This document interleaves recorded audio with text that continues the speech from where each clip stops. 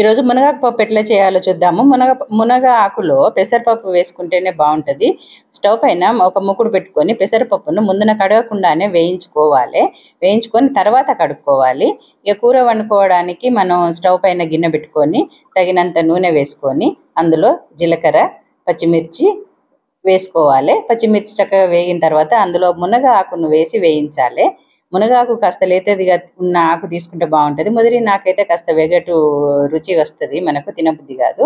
కాస్త లేతది అయితేనే బాగుంటుంది. ఈ ఆకు చక్కగా వేగాలి. వేగిన తర్వాత ఆనియన్ ఇప్పుడు వేయాలి.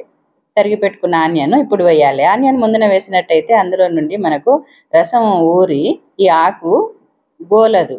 అందుకని ఆకు గోలిన తర్వాతనే ఆనియన్ వేసుకోవాలి. తర్వాత మనం ఆల్రెడీ వేయించి పెట్టుకున్న పెసరపప్పును చక్కగా కడిగి ఇందులో వేసుకోవాలి. దానికి సరిపడా నీళ్లు పోసుకోవాలి. ఈ పప్పు బాగా మెత్తగా ఉడకకూడదు, ముక్కలు ముక్కలుగానే ఉండాలి. ఉంటేనే టేస్ట్ బాగుంటుంది. ఇట్లా ఉన్నప్పుడు కొంచెం సరిపడా ఉప్పు వేసుకొని కొత్తిమీర వేసుకొని దించేసుకోవాలి.